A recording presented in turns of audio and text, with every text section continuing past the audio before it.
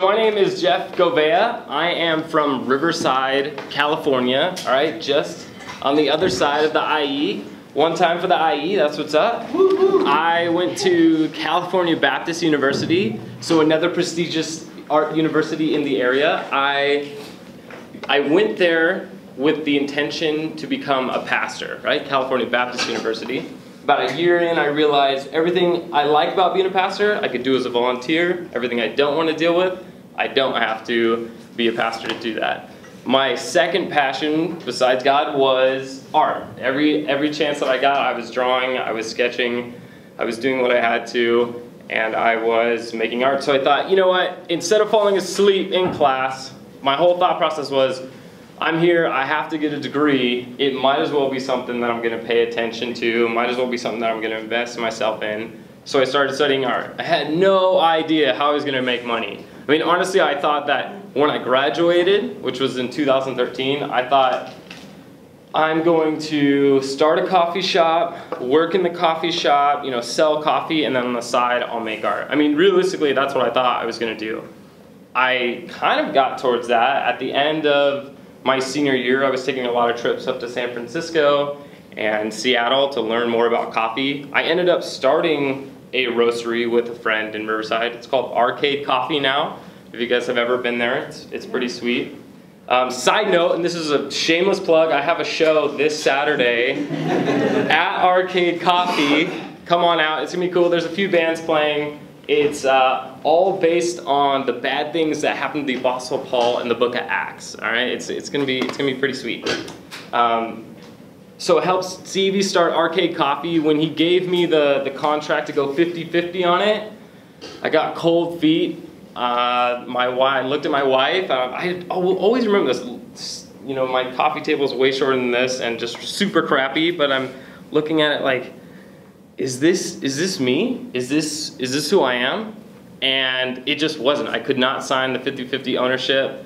And Stevie took off with that, and he's doing great with that. But I had to go my separate way. So what I started with when I was a senior was I started to fall in love with the street art game. And this was about the time when, have you guys seen Exit Through the Gift Shop? I'm sure that, you know, it's gotta be on curriculum now within design. Just Exit Through the Gift Shop, it's about Banksy, and it's more about Mr. Brainwash, who's just a super kooky guy who just steals everyone's art, but he's making it big in the street art game.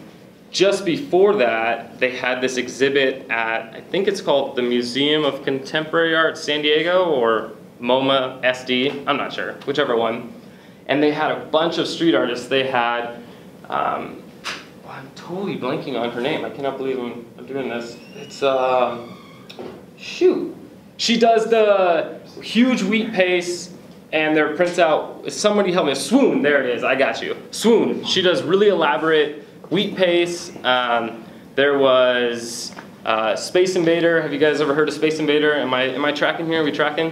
Where he does like the Rubik's Cube pieces, and then there are little Space Invaders all over Paris and all over the world. There was Vils, this Portuguese artist who carves out faces. At first it was within, you know, layered poster signs that you see when you travel, but now it's like actually chiseled out of drywall. So this crazy stuff, and that got me thinking, I want to be a part of that. Because for me, art was never a, look at me, I'm so much better than you. Art was a chance for a conversation. And right now my bio is, when people ask like, what do? I say, I create to connect. And that sounds like very like new age, but it's not. I really just want to connect with my audience. I want to connect with who's looking at the work. I want to connect with the people observing it. I want to connect with my wife. I want to connect with my friends. I want to connect with people I don't know. That's my whole mentality. By the way, Mighty Ducks, I mean, come on, that's a dope hat right there. I got you. I create to connect. So instead of going into the gallery space, whereas I've always found it weird that when you walk into a gallery, even as an artist, I have no idea what to do when I go into a gallery. I just stand there, I'm like, what do I do with my hands? Who do I talk to? How close am I supposed to get to the art? I have never enjoyed the gallery space. But what I have always loved is the mural game, is murals, is coming across something that's out in the world, and when you see it, you get to have your own opinion on it, and you get to, you know, say to your friend, oh, look at that cheeky little character on the wall, or whatever. You just get to interact with it in these micro activities. So I just really started investing in that. I said, all right, I'm gonna do murals, because I didn't know anyone in Riverside, number one, who was making art, and number two, who was doing murals. I just thought that was the coolest thing that one could do, so I just went out and just started doing it. Before that, I was doing a little bit of wheat paste. I would travel a little bit, and then I would take pictures of people and draw them, and then wheat paste them on campus. So I was wheat pasting around CBU, and it's this very conservative school, and I'm just, you know, wheat pasting. And my moniker at the time was WEND, W-E-N-D, which means to go or to travel. And I would hear the campus security talking about how, oh, we need to catch this group, like it's W-E-N-D, like we need to catch these 4 guys. and then, no joke, like my friends knew that I was all about this stuff, so then they'd be like, oh, you gotta check this out, I found this really cool thing. So they'd take me around the corner and then show me my work and be like, oh, this guy is sick, like this guy's stuff is great, I gotta meet him, and it was me. And I loved the subversive nature of putting something up. I never wanted to do destructive things. I think wheat paste is a really good form of that, especially if you're using newsprint or biodegradable things like actual wheat flour and sugar and water. You can look it up online to how to do it. I just love that because it will go away. The sun will peel it off and it will be fine. I was not doing, you know, actual graffiti. I've never referred to myself as a graffiti artist. That was never my game. I have respect for those who do letters and who do graffiti. I have never associated myself in that space. I've never wanted to cause destruction. I wanted to be more, you know, my personality is more cheeky than, you know, devilish. So, you know, I was putting up the murals, or putting up the wheat paste, and then I thought, oh, I need to go much, much larger. So I started doing murals around Riverside. But the problem with Riverside, the city of arts and innovation, is it's almost impossible to paint a mural in the city of arts and innovation legally. So I started, you know, I feel like the right of a teenage boy is to find every abandoned thing in a 10-mile radius of where he lives, and you just explore it and you take a photo. I guess now that Instagram is around, you Instagram that you're rebellious in there. But I would find all these places, and then when I started thinking about murals, it was a lot like how I had viewed skating. I had grown up skating. I was terrible, but I grew up doing it. And something happens when you skate. You don't see the city as the city anymore. You see those 3 stairs as a chance to like tray flip off of that. You see, you know, this ledge that you sit on every day as a chance to like tail slide. It changes the way that you see the city. So when you get into the mural game, the same thing is true. Oh, it would be so dope if that drywall right there actually had something, or you start to see these spaces in these different ways. And so when I was going to these warehouses, I noticed that they were actual canvases that some people had come in and done some stuff, but you know, not everyone had really taken advantage of what the size really could afford. You know, I was trying to paint, when I was in school, every artist capped out about as big as what you can get on like dickblick.com or Aaron Brothers, you know, 3 feet by 6 feet, 4 feet by 6 feet. That was like as large as you can go, because that's the canvas size. And to me, I was like, that's not big enough. The stuff that I see that I want to do is 10 stories high. Like, how do I do that? How do I get to something? And I can't practice on 6 by 4 feet. That's a sketch compared to 10 stories. So I need to be going 1 story, 2 stories. I need to be going larger. So when I was finding these warehouses, I saw that, man, these are such big places. So I didn't really have too much money. I was a barista throughout college, and I would take that money and invest it into paint. I started with spray paint because that's kind of, you know, what you do as a street artist. You have to do spray paint. But then what I quickly found out is like, that's not me. That's not what I like. So I switched to house paint. My parents had just repainted their house. All their colors sucked, but I had to use them. It was like these nasty browns and yellows that moms love. just these really nasty colors. But you know what, like that's what you have. So I took that, had enlisted a few friends. They helped me bust the supplies in. You know, you have to like trek through the field, and you have the stuff, and we would just set up shop, and I would just paint for the whole day and pray that when the helicopters came overhead that it wasn't for me. You know, I was just nervous that somebody's gonna get me I was never doing it in a place that was causing destruction. If things had already happened to it, kids had smashed the windows, or there had already been, you know, profane graffiti or just graffiti in general. So I wasn't like doing something different. But one time, this was probably my junior year, and my then girlfriend, now wife, was saying, like, oh, you should probably get away from doing the illegal stuff. You should start finding out how to make money. No, it's okay. Like, I'm a street artist. Like, you don't understand, baby. Like, I'm a street artist, okay? So I was driving to my friend's house, and I noticed in the distance there was these, it looked like abandoned concrete structures. It looked like little concrete Stonehenges all over. Like, that is the best place for sure to paint that. I'm gonna come back tonight to paint it. So I got my friend Colson. He had the paint. That's why he was my friend.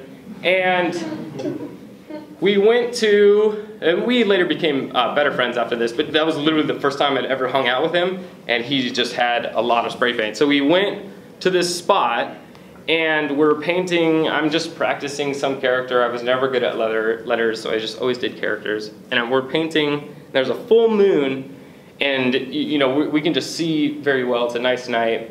But then Colson kind of gets bored with doing art and takes one of the spray paint cans and with his lighter creates like a torch. Like, shh.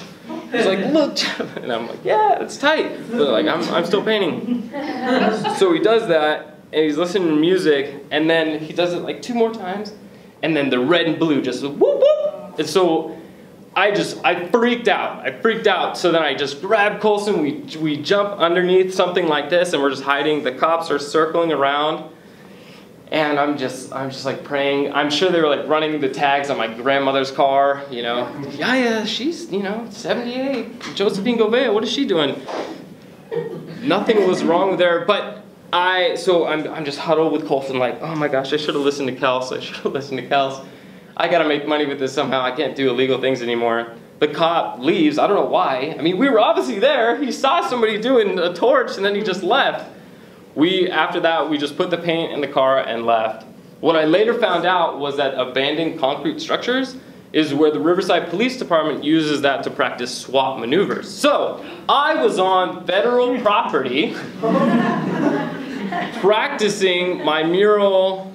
Like right now, I'm like getting goosebumps how that could have derailed my career. We did like driving past it. Now there's so many signs that say, now entering federal property, do not bring a camera, but you can bring your paint. So that's how I kind of like cut my chops. I just started painting a lot. And then I would reach out to local, when I say local, I'm just gonna say local because I feel like we're all family here. I'm gonna say local, Riverside, that's what I mean, local people in the area, and just started painting more for them. When I did that, I started to build up a little bit of a body of work, and through that series, you know, like as it goes, now I'm gonna fast forward to today, and then we'll work our way back. So in December, I did an event for Adidas, and that's kind of where I just got back from a meeting with Adidas, so I'm sorry if I sound like a hype boy. I'm just kind of stoked on where I'm at with the company, and this was some of the assets that I did for them.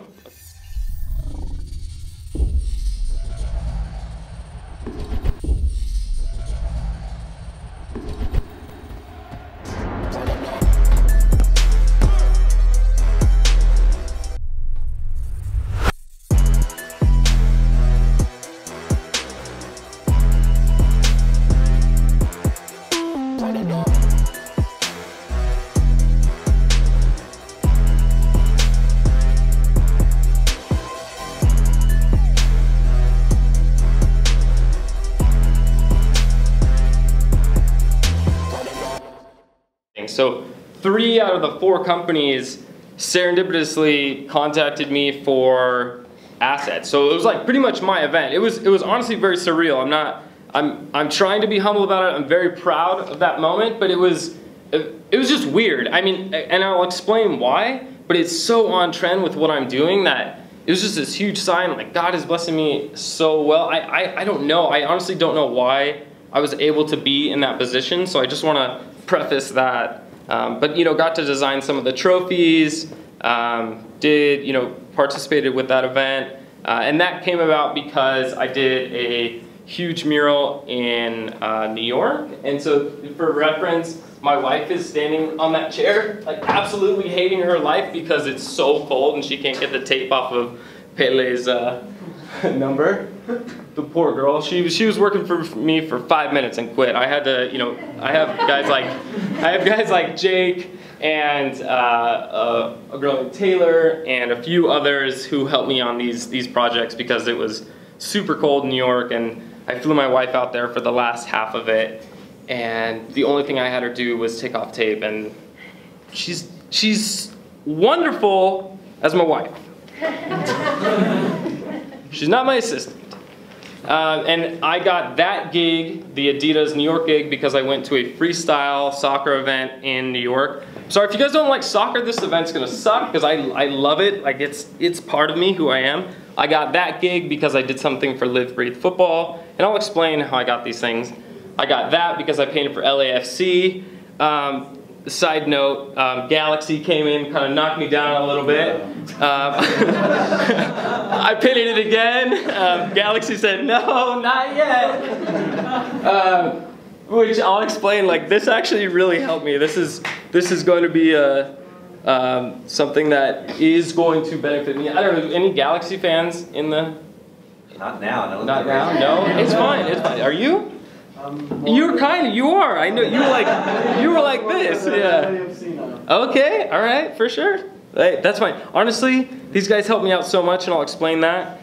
It kind of sucks. It kind of hurts, but whatever. I still got the money, but I'm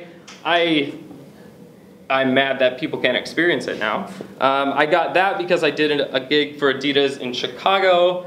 I got the Chicago event because I did a shirt design for some Thailand-based startup. It's insane. I'll go into that. And I started off. This was what I tweeted at the end of 2016. The first one, I'll explain why that didn't happen. The second one actually happened, and the third one is like borderline impossible. There's a huge wait. Paint the bowl for Vans, the Vans US Open. It's just been something that I've always wanted to do. I set these goals at the end of 2016. Do you guys know who Gary Vaynerchuk is? He is a internet entrepreneur. I painted for him in New York, and so this is a little bit longer of a video, but this whole thing explains my ethos, explains who I am as an artist, who I am as a business person. Just to preface, I made $0 painting for this man in this moment. But this will single-handedly transform my career. I can trace back. What these slides I'm tracing back for you how the creative path is non-linear, how everything is like this, and doing free work is actually part of it. So, here we go. 7,000 artists that want to paint that thing for the exposure that comes along with it. Hold up. What's Gary Vaynerchuk? Hey guys, I'm Gary Vaynerchuk. I'm a businessman, entrepreneur. I'm a 4-time New York Times bestseller. Doing a meeting with me, one of 7,000 artists trying to get this gig. All right, let me take you back to the moment this whole thing started.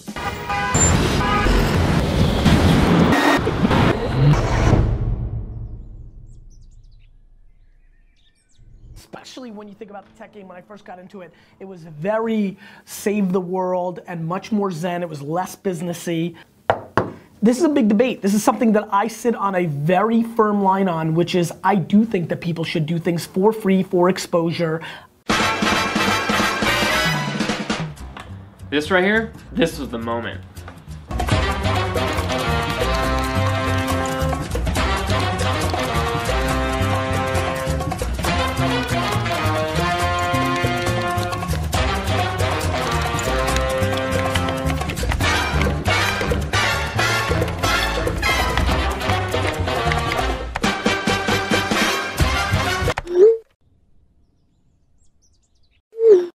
If you're asking me, the answer is yes.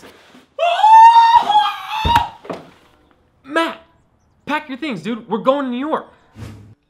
Okay, let's do this.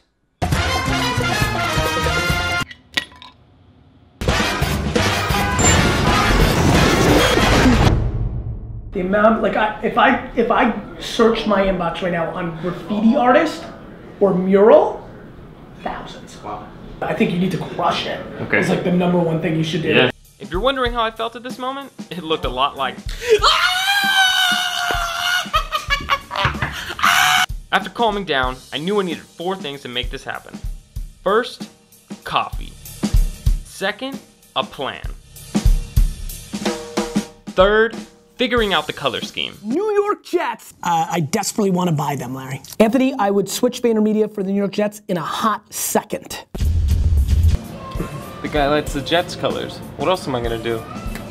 Last thing I needed to do was to tell myself, I think you need to crush it.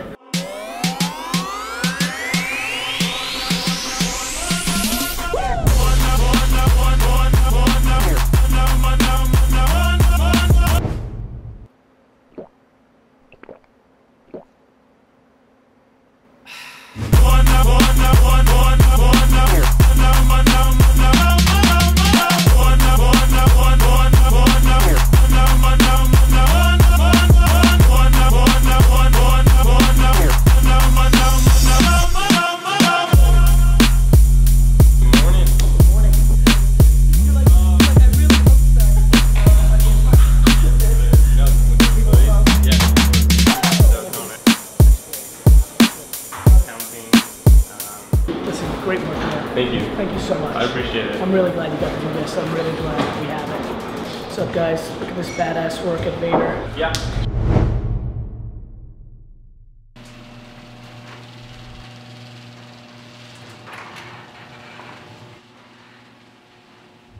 Do you have the tenacity and the ambition and the skills and the hunger and the want and the need to be able to keep doing it day in and day out and day in and day out?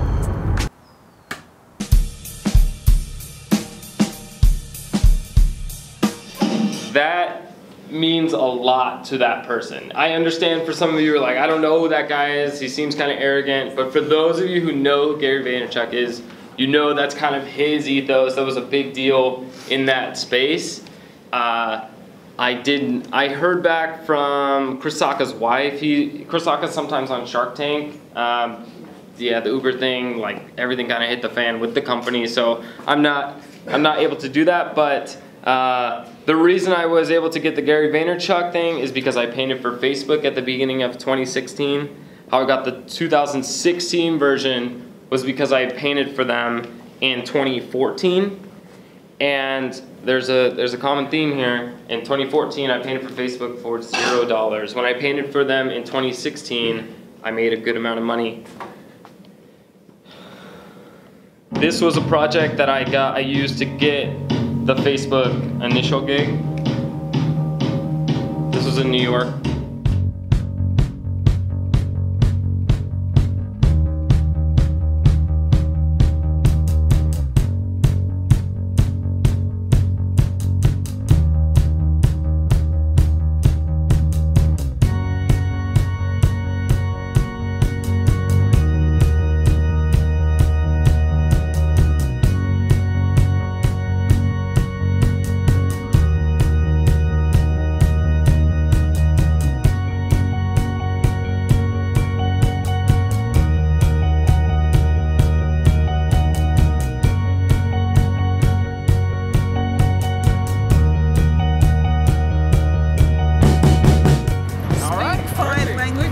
Thank you. Which one?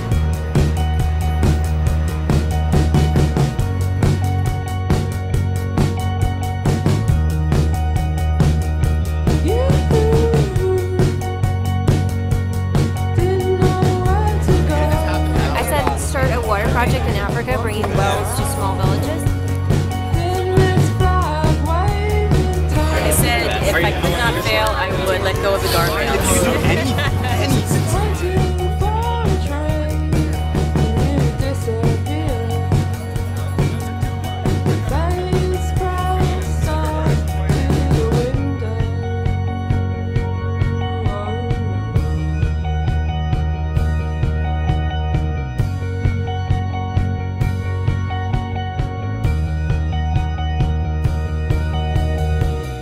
said I would spread love of God to every town and village.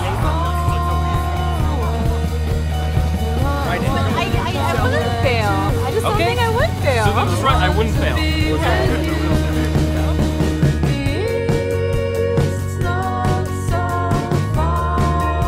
I would build a home I would love. I would write my own novel.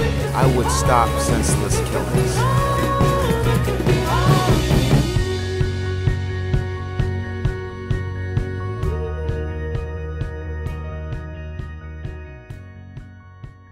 This was the mural I painted for Facebook in 2014. This is the exact prompt I used to get that. And I'll explain this. This is just like a very quick snapshot, but this is on my birthday 3 years ago, but 4 years ago now. It shows that it's not about crafting the right email, or I'm saying like the perfect one. It's about sending the right one at the right time. That's really what this is going to be about. So I wanted to go in some of the myths behind the idea of this talk is about networking, it's about finding work, it's about getting work, and the position that we're all in as we do school, and now this is right. You guys are all seniors, right? Yeah, that's what this is. So we've done so much good work, and now when you graduate, and if you're graduating at the end of May or whatever it is, you think like, all right, like the world is coming to me, the world better watch out! And you're running through those open doors and you're met with nothing, absolutely nothing is waiting for you at the end of that, and that's okay. The reason I say this myth, good work begets good work, it's more like a half myth. I think that's very true. The right, good work definitely will get your name spoken about. You'll be able to network within it. You'll be able to reach out. But I'm saying that for this talk, if we look just at myself, it's not about good work. I would say that there are people in here who are much better artists than I am. But I am a phenomenal networker and connector, and that is why I will go further in my craft. Now when you go to a school like this, you're paying them actual money to get really good at craft. And there's a reason they're not teaching you the business side. You're not paying them to teach you the business side. There's a reason this is not a MBA, right? This is more of the MFA, this is the senior thesis on if this is undergraduate or not, I'm not sure. But it's on art. You're paying money for art. So you have to learn the business side somewhere else. So that's what I'm talking about. I never learned the business side. The business side is more trial and error. Fail really hard and just get back up. Here's another myth. If you live in the city that they do, you'll meet them. I'm from Riverside. I currently live in Riverside. I get paid about $0.50 a year based on living in Riverside. I make $0 based on the contacts I have in Riverside. And that's okay, we live in 2018. If you guys have friends in LA, have you ever tried to meet up for drinks when you're on, let's say you're in Hollywood and your friend lives in Santa Monica? You say, hey, let's get drinks tonight. There's no chance they are driving across town to Hollywood. There's no way they're coming to meet you. There's just no way.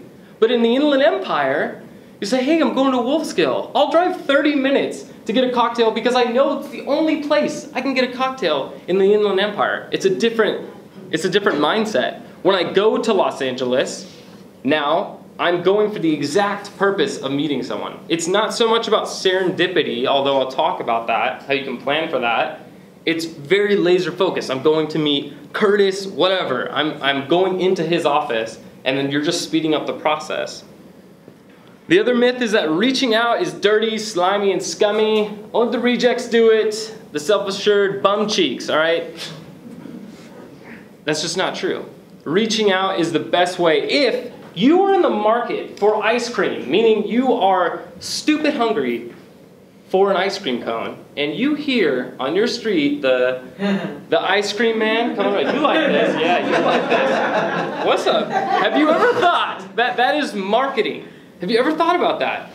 Why is that? We think, okay, this ice cream man, the song is when that thing parks in front of my house and my dogs are just going crazy and I'm not buying ice cream and the next door neighbor's kids are, I'm getting really frustrated with them. That's just a side note. They should turn off the thing when they reel in the kids.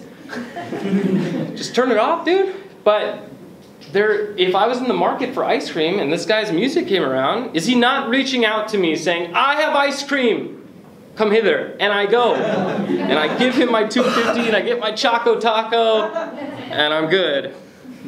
The other myth is I can't reach out. I don't have a good enough project. I don't have good enough work. This is a common problem with student mentality. You've spent the last 4, maybe 5, 6 years as a student. You've been making student work. You're not out in the workforce. And some of you definitely are. I'm sure that I'm coming in here with my own expectations. With, the elephant in the room is that you are making good work. I'm not here to talk about how good your work is going to be. I'm not going to talk about that stuff. I really don't care. I think that good work takes time. You can really put it down to a formula. It's that showing up tomorrow and just doing the work, you'll get good at it. But it's these things that I've learned that you have to really press into. So here's some of the expectations I have. That you're doing something, you're consistent, and you can be found. What blows my mind in 2018 is when I meet an artist, a fellow artist, and they say, yeah, I love doing art. I'm a designer, I'm a photographer, musician, I don't know, the creative spectrum. And I say, dope, where can I see your work online? And they look at me like, oh, I have some links over here.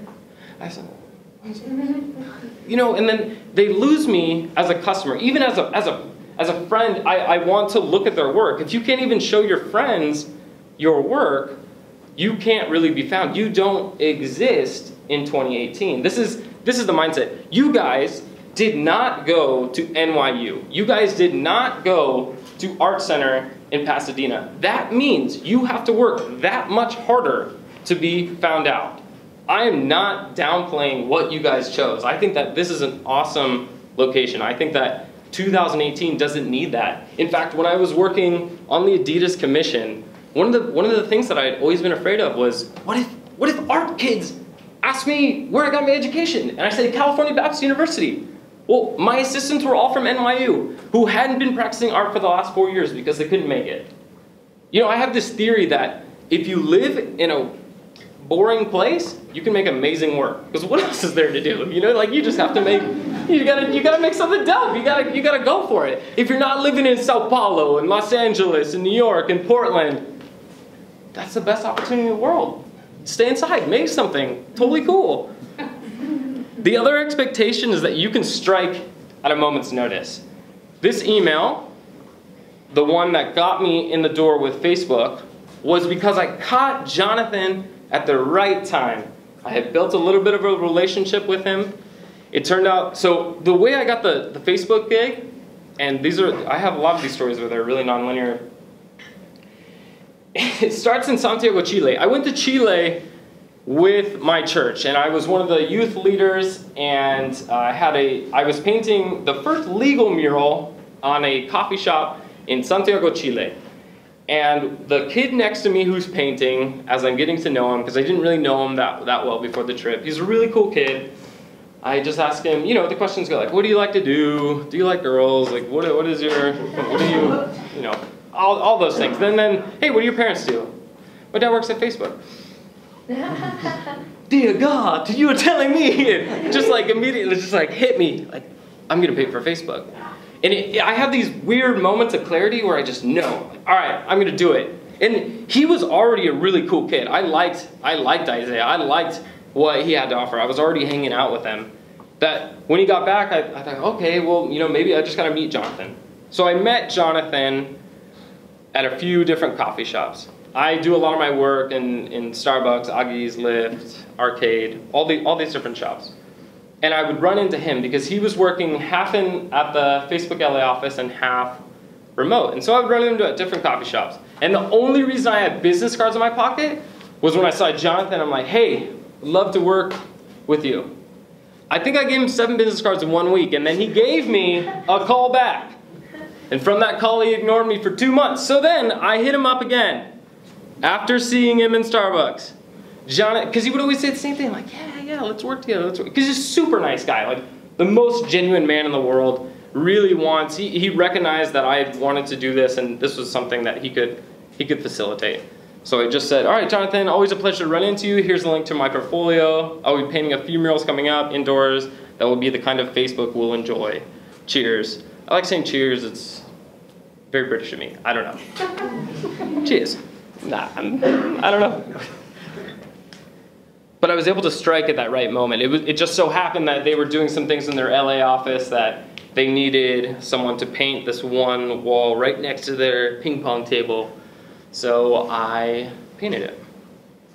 The first step in this is knowing who you are. You really have to know what you're about. You have to know, okay, I am an artist, I paint in this specific style, I am doing this. You really, this will break down at a few different points. And step one, if you don't know who you are, I really can't help you. I really can't facilitate any ways to reach out because you haven't done step one. Step one, step zero is making the good work.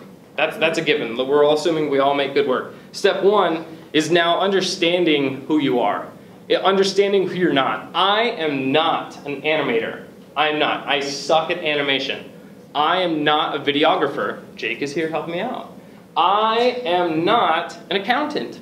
That's just boring. I am an artist. I'm an illustrator. And more recently, I've been thinking of myself as a designer. And I don't know if I'm allowed to do that, but I kind of am. I'm just going for it. No, yeah. So I'm a designer now. And I'll explain why that's relevant. But for the largest part, I'm an artist. The next step is probably the hardest. You have to know who they are. You have to know, this is a screenshot of a spreadsheet that I'll show you of people that I am actively reaching out. I cut the number off. So my goal for January is to reach out to 100 companies. And I got the number to 135. I mean, these numbers, these are large. I really want you to think in terms of offense versus defense. If I were to open up your Instagram DMs, how many have you sent within the last week? If I were to open up your email, how many have you sent? How many times have you turned on the ice cream truck to get those little kids running? Maybe I don't want to go with the little kid analogy. Get the regular sized adults who need ice cream.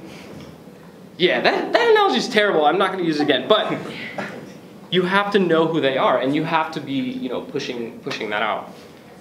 Step 2A, and this is kind of like a side note, and this is something I can help with, is the idea of niches. So this is me with my gigantic house head and the crop trend way before England did it, and my nasty teeth.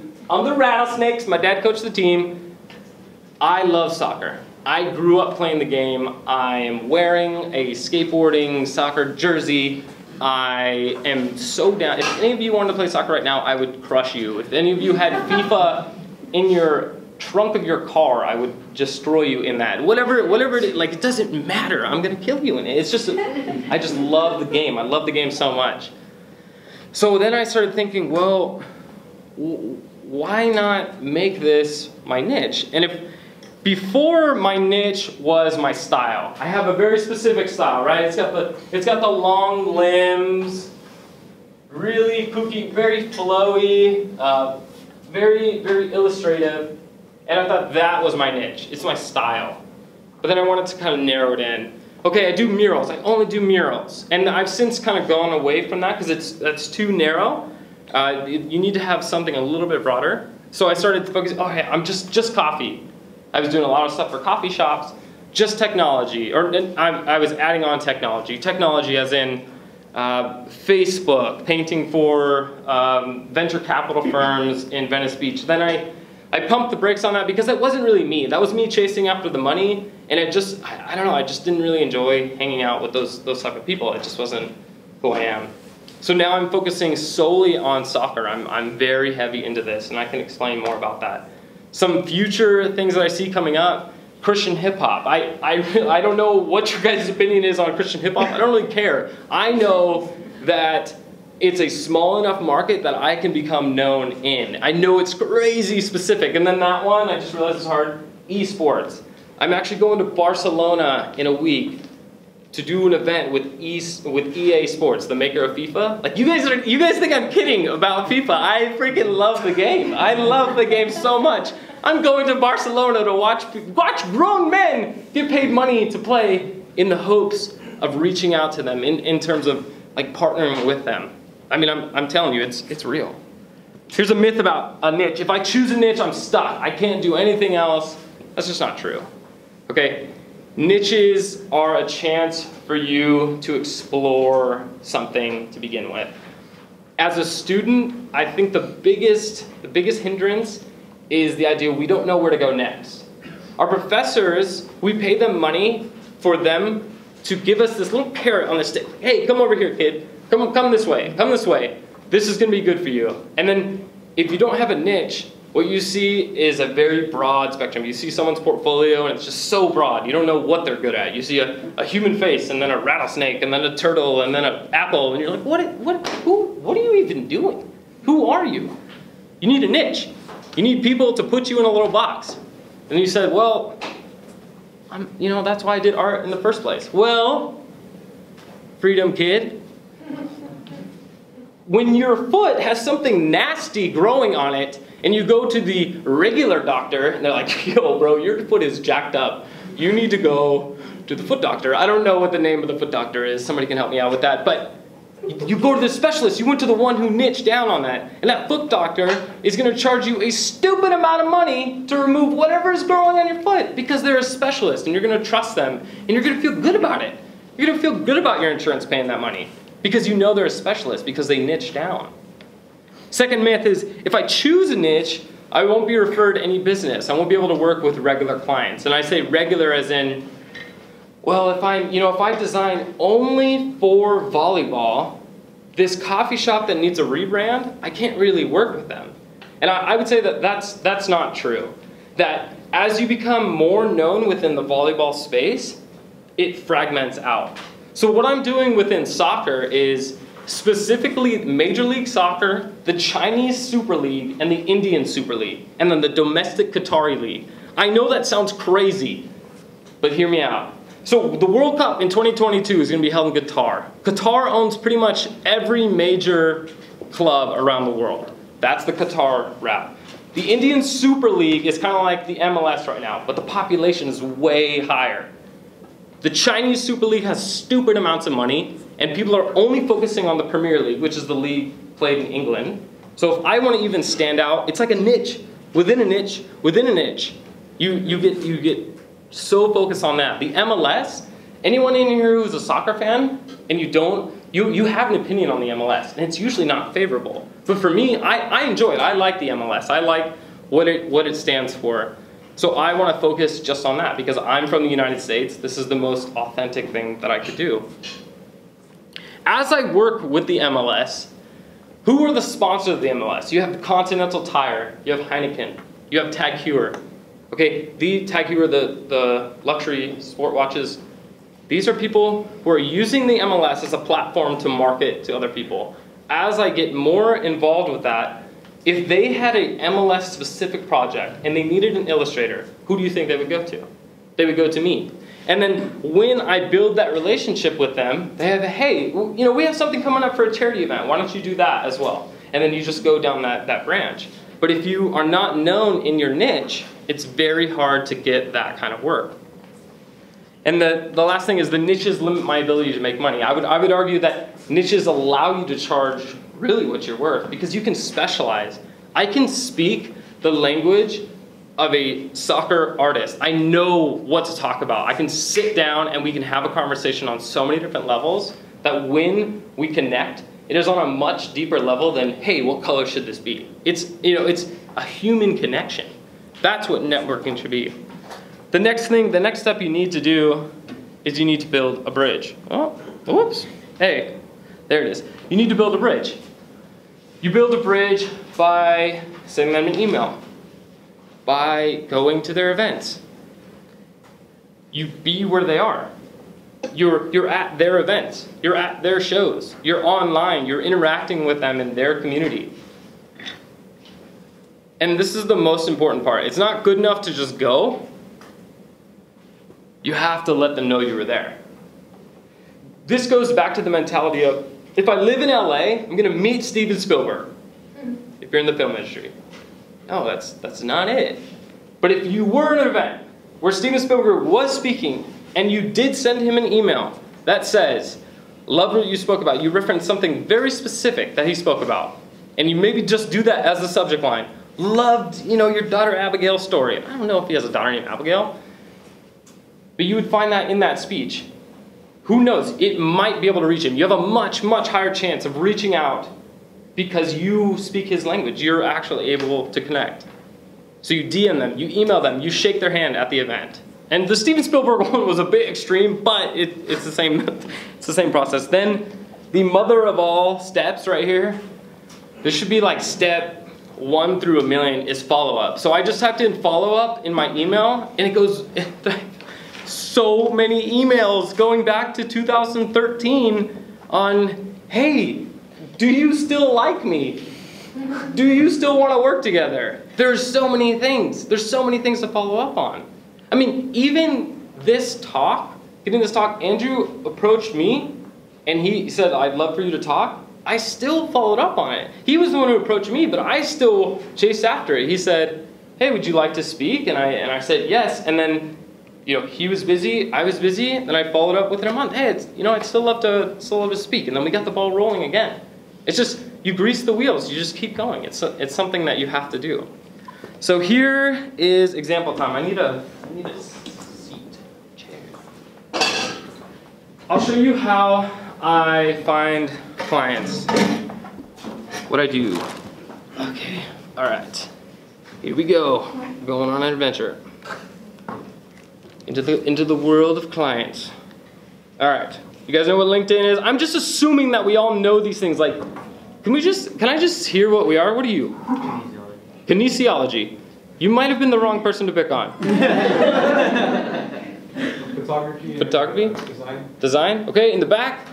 Graphic design. Graphic design, right here. Plaid. Design marketing. Design marketing.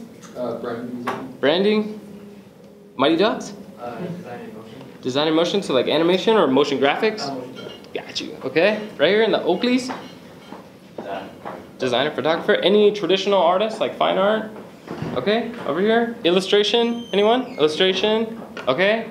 Anything that hasn't been mentioned? Because I wanna really like curb it to you guys. Are you raising your hand or just like giving yourself a little? Okay, yeah, that's fine. That was a good time. Just like, I didn't know if you wanted to be called on. Yeah, I got you.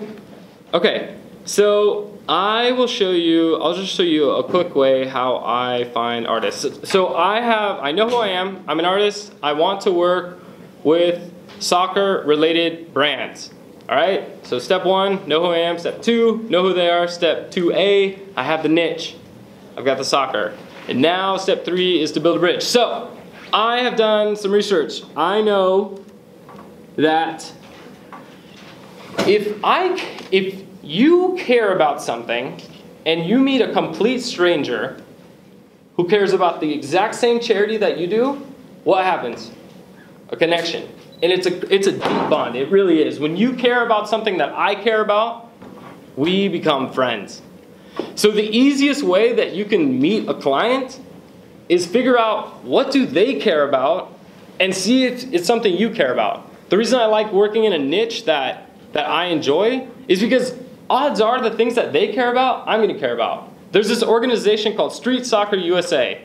All right? What? Why? What does this mean? Am I going to have to go to my... I think I can just connect to my my hotspot because this, that's a bummer. Were you on Visitor? I don't know. I thought so. Visitors only, not student. Visitor times out after 30 minutes. Oh, just do the... Just do it again? Do it again. Okay. All right.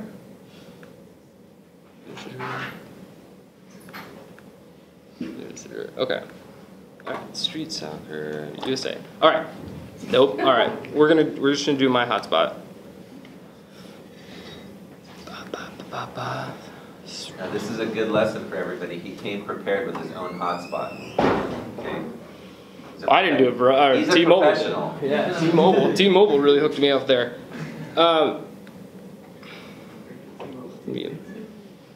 T-Mobile, why you gonna fail me, dog? Right after I got the, the sign of approval, can we go, staff? Is that possible? Wait a second.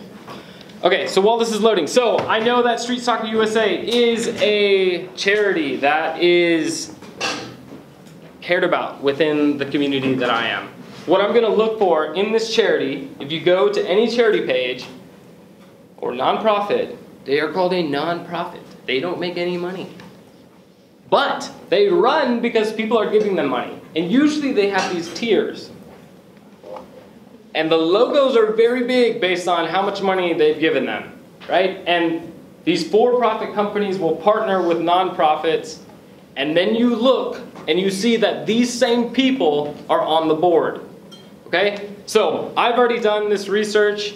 I know that in Street Soccer USA, you go down. There's this one it's called Urban Soccer Parks. And what they do is they build, half the time they build these turf fields for what is the word?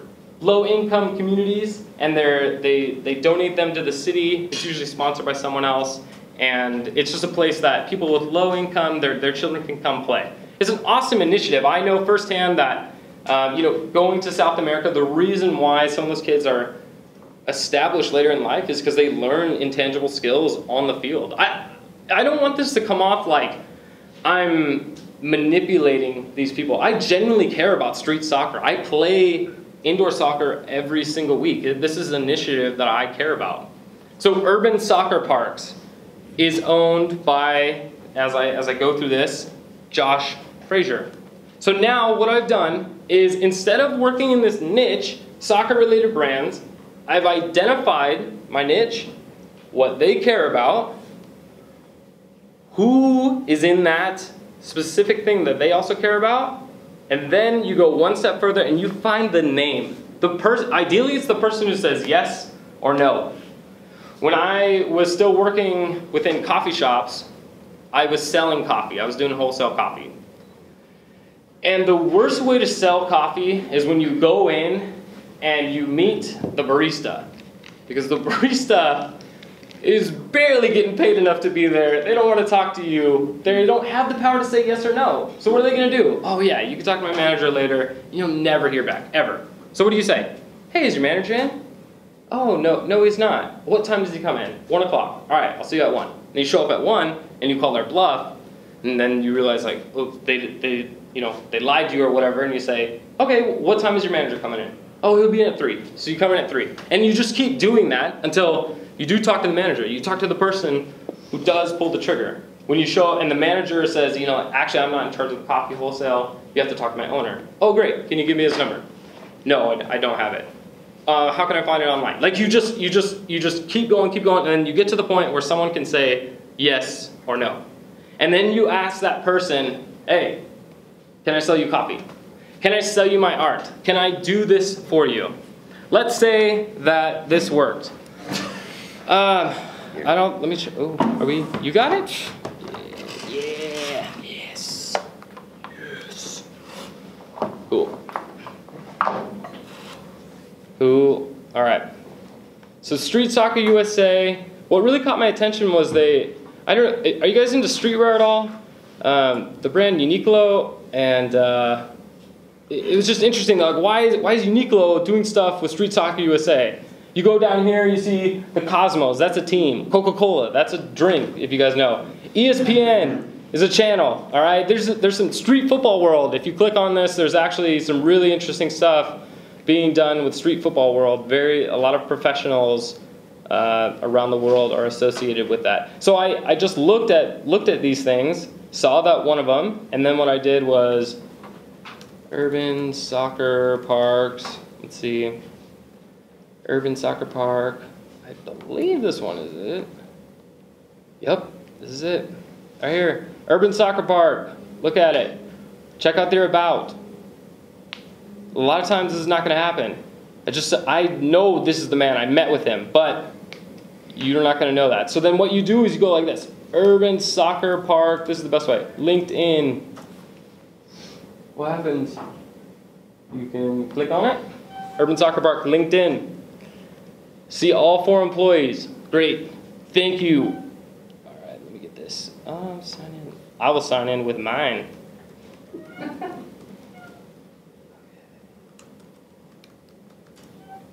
If you guys don't have, no, don't save it. Come on. Come on, you know. But LinkedIn sucks, by the way. But guess what? It doesn't matter. All right. So, in 2 seconds, I found that Josh Frazier is the current owner of Urban Soccer Park, LLC. Guess what? Josh Frazier is the man to contact about working with. That's what I did. I will show you the email that I sent him. Switch back. Said, hey Josh, it's your boy. Do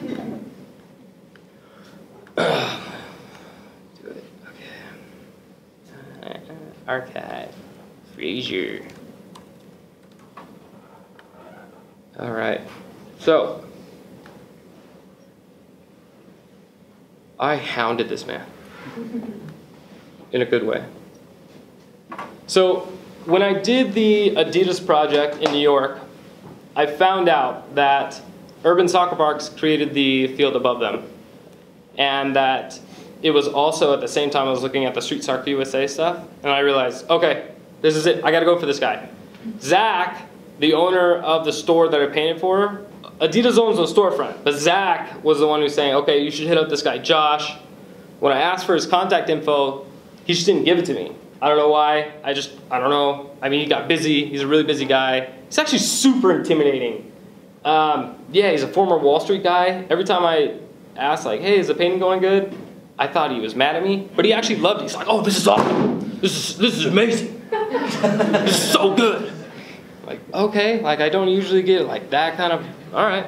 But that's fine. But then talking to other people in the industry, he's like known for that. Like, I love this. I freaking love this. Okay. Sorry, dog. Anyways, he didn't give me my stuff. So I heard that Colonel, and this is the strike, being able to strike at any moment. The day after I get back, November 22nd, 2017.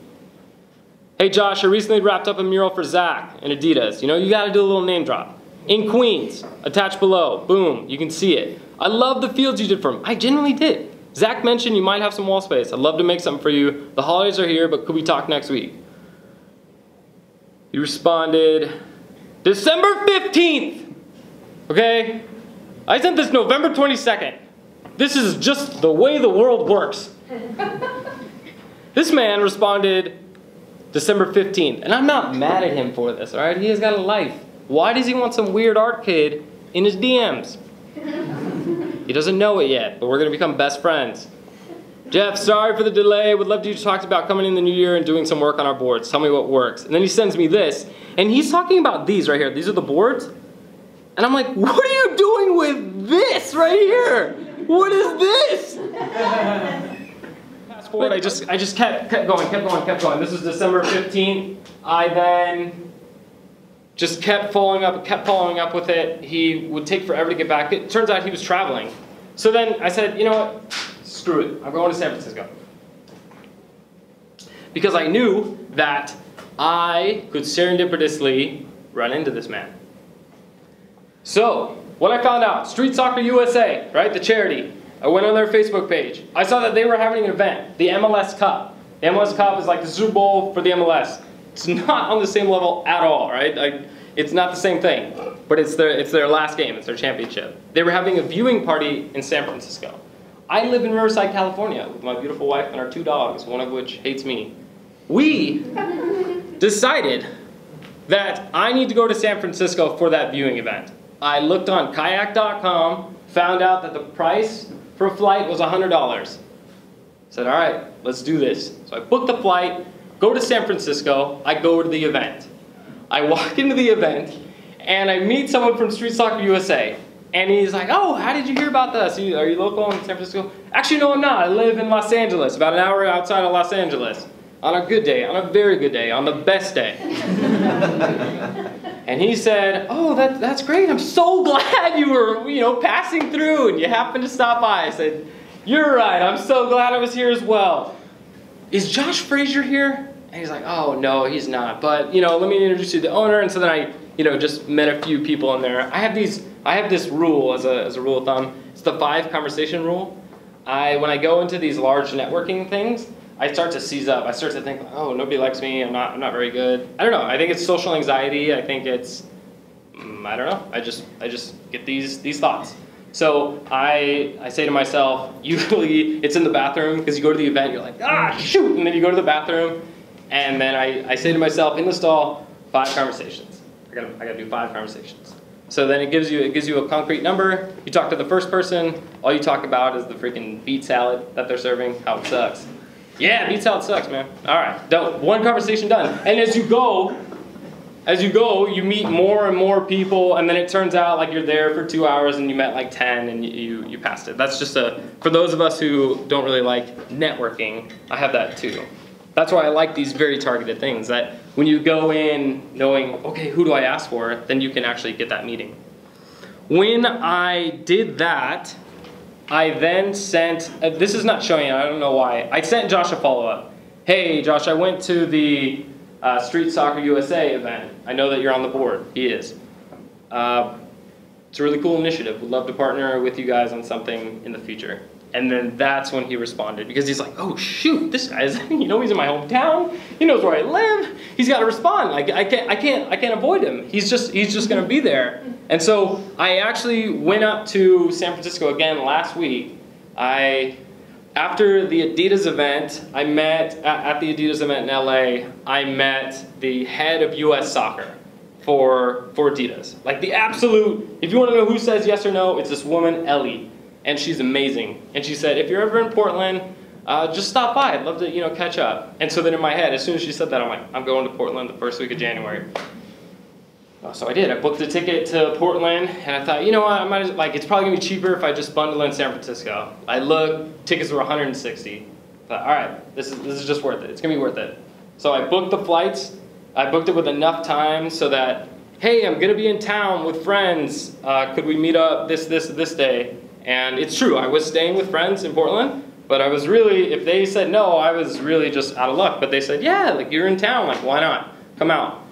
Right? So this kid from Riverside is now traveling up to Portland, meets up with people from Adidas. When I come down to San Francisco, Josh Frazier takes a meeting because he knows how inconvenient it is for me to be in that position. But I have already done all the work for him. So when I go, I met up, I saw this park, the second one they sent me, and I'm gonna be painting, there's some shipping containers on this side, and I'll be painting those, I don't know, sometime in March, like after Toronto or Washington, D.C. Like whatever the schedule allows, it's just gonna happen. So I spent $160 to make, I don't know how many. I honestly don't, like the meeting that I had, the reason why I'm all decked out in Adidas is because I had a 2-hour meeting with them, and I was just blown away by how on trend I was with where everything needs to go. And it was because of this like supreme targeting that I was able to be in that position. The same thing, I have this feeling about the soccer park, because what I then found out is that he does these for these communities around the United States. How dope would it be if I went from painting the mural to now designing them and having other people within those cities help me paint it? What would that look like? How could I then scale myself? I only have so many hours in the day. I can't do everything, so I need to have more people come alongside me.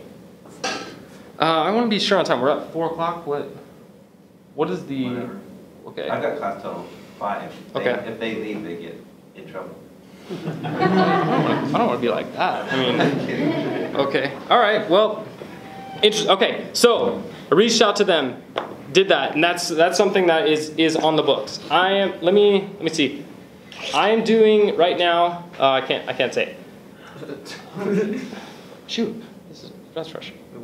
I am doing something for a soccer-related brand in Canada. Okay, they are a manufacturer, and we're doing something together that will be done in February. It's really not that cool. I just am under NDA, and if they see this, then that really sucks for me.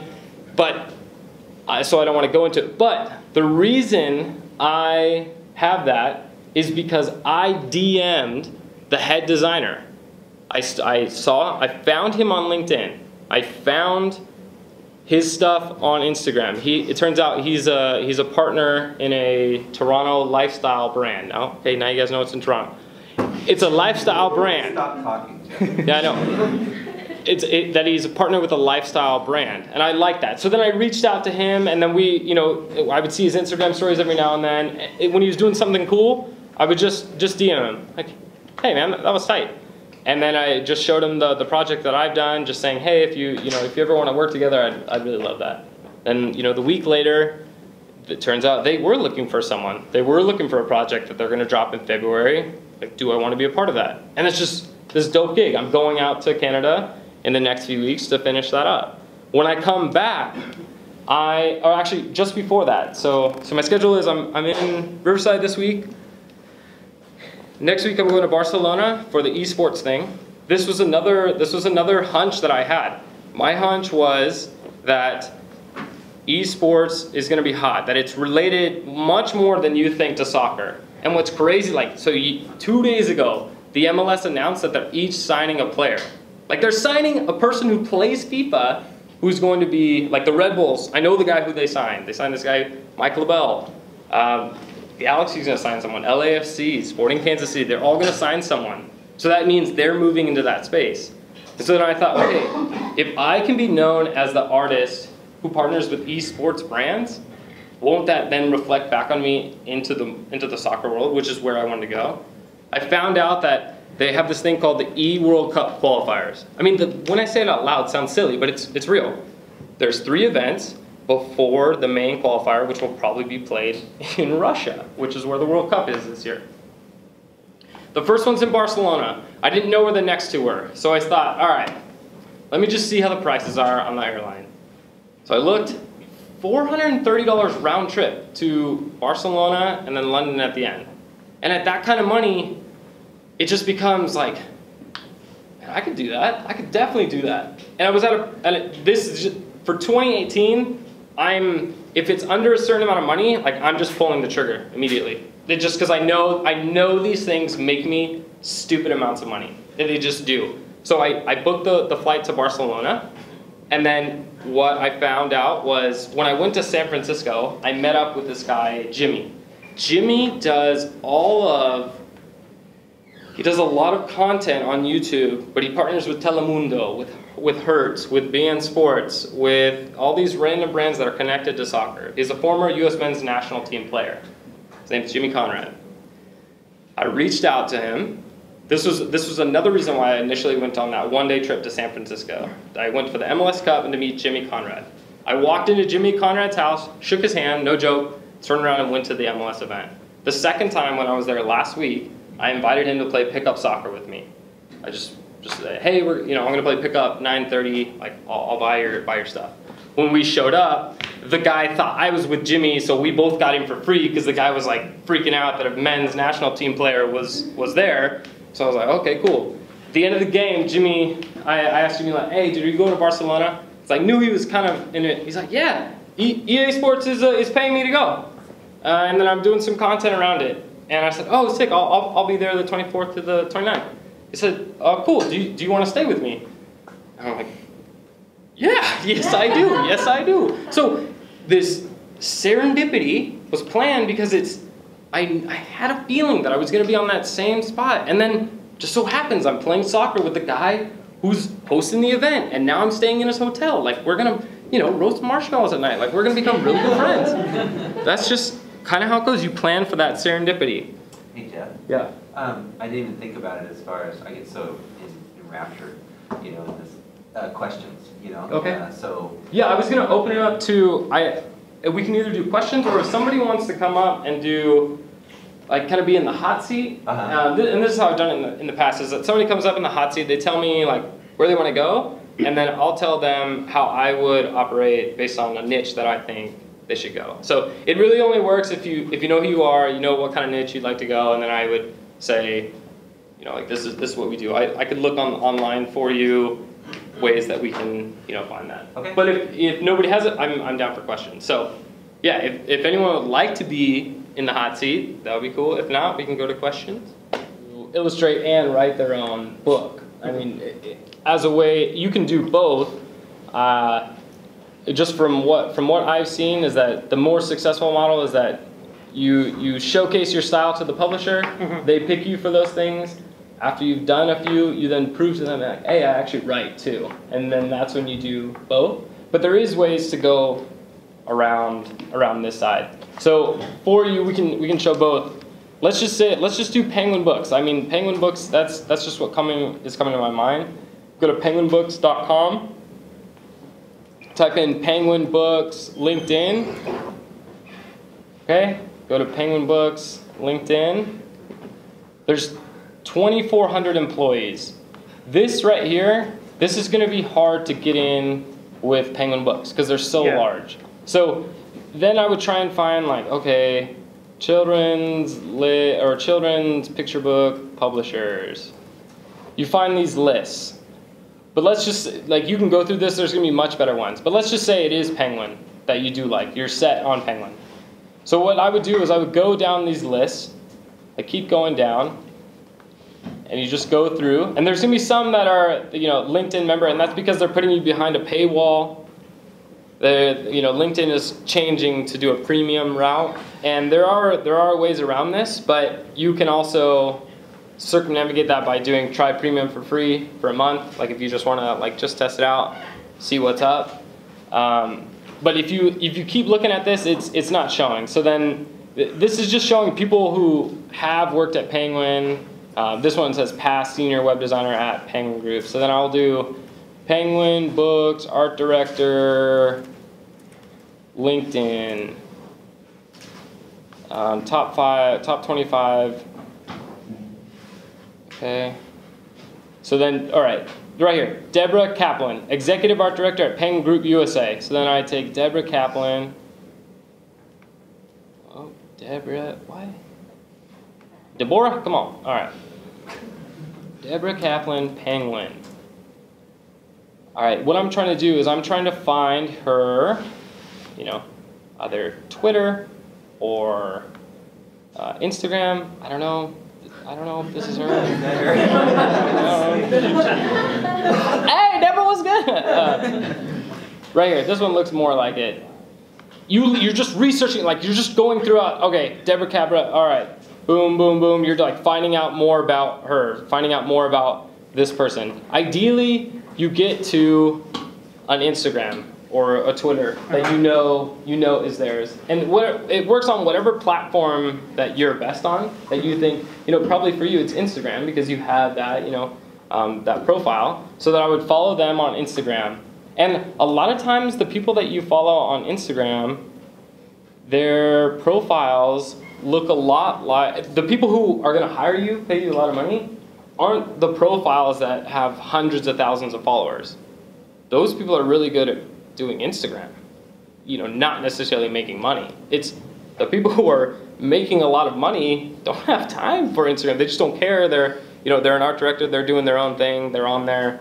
So you're looking for that the Instagram account. I bet you this Deborah, that although she's a senior executive, probably has a very small Instagram following because she's just not she's not on Instagram to further her career. She's already done it. She did that before Instagram. So I'd find her on Instagram, and then I would start, instead of going for the kill, like immediately DMing her, like, hey, I want to be your life partner. I want to do this forever with you. Like, yo, use my work. Just hey, tranquilo, like play cool. Like some of their stuff. Don't go all the way to the bottom and like the last thing that they ever posted. Like, just play it simple. Follow it, because when you follow someone, the algorithm on Instagram is actually, you're going to see their story, you're going to see their stuff more often. Like it. Be genuine. If you're trying to build a relationship with this person and they post something about, let's just say soccer, and I love soccer. I'm all about that. And so then you comment on that aspect, and then you start to build a relationship. When they find out that, okay, this guy is a really rad human who also does good illustration, now do you see where it's like, okay, you're starting to erase some of the friction of working together. Then after, maybe it can be after 2 days, if they posted, sometimes these art directors will post like, hey, I'm looking for illustrators and who specialize in the grotesque for Halloween. Boom, that immediately, like, that's the ice cream. You just, they're ringing the bell, so you need to go to them. So then you send them a DM, and that's why I'm saying that it doesn't have to be the perfect email, but it has to be the right one. It has to be at the right time. You're just always on the ready. I have on my phone saved 5 or 6 photos that I know work depending on whatever client, that when I send it, I will get a response, because if I'm reaching out to someone, you can play to some of their opinions. Like on Instagram, you can DM them and say, for me what works is like mural for whatever company name, a question mark. Because they're only gonna see, that like first 12 characters or whatever, and they'll think like, well, that's interesting. So then they'll open it, they'll at least look at it, they'll see what I've done before, and then that will at least elicit some sort of response. Hey, we don't need that. Thank you though, cheers. And then I'll say, okay, yeah, no problem. Love the work that you're doing. So for you're just waiting for that moment to strike. If it doesn't come up, then you have to put some of the courage forward. Hey, this is some of the recent work that I've done. I think that it would have gone really well with this book. I would reference, the way that it works best is look at what they've worked with in the past and see, could you have genuinely fit in with that project? You have to be objective with it. It's not a subjective, I can work with anyone. I don't think I can work with anyone. I don't think that I can work with Gucci. I don't think that me and Gucci are, able to work together. I just don't see it happening. But if Gucci released a project, which they kind of did, they did a collaboration with, I forget which basketball player, their stuff was like this kind of kooky character on a sweatshirt. I'm like, oh, well, that's interesting. Then I would reach out to the Gucci art director and say, hey, you did this project with them. I do something similar, would love to work with you, and then give them a way to follow up. Does that make sense? Mm-hmm. So the action steps for you are, you like children's publishing. I would try and narrow that down to specific publishers you want to work with, like maybe 10. Then within that 10, I would find the creative director, art director, lead designer, all the people who can make decisions. The best way to reach someone at the top is you go for like triangle. So sometimes what I'll do is, if people within the organization are talking about you, then you're golden. So if you send a message to someone and then send another message to someone on the other side, and they start talking about you, it's like it's this bond that really works well. So, you hit up the lead designer, reference something that lead designers want to become art directors. So a lot of times they'll have their own personal portfolio. Look at their personal portfolio, say, hey, look at a project that you genuinely liked, reference that. Dude, the project that you did with Trident Gum was amazing. Like, I see that you work at Penguin, I'd love to work with you in the future. You're actually caring. If somebody, and that might sound creepy that you're stalking someone, but if somebody looked at my stuff and said, hey, love what you did with Live Breathe Football, and the fact that you have done stuff with LAFC, I'm not gonna be like, how dare you? What is your freaking problem? I would say, thank you. That, it's nice to be appreciated. It's nice we do these things and we want people to see them. So if somebody references it in a genuine way, then it's a great way to build a relationship. Does that make sense? Yeah, it does. Yeah, cool. Thank you. Everybody give up. It's Frank, right? Yeah.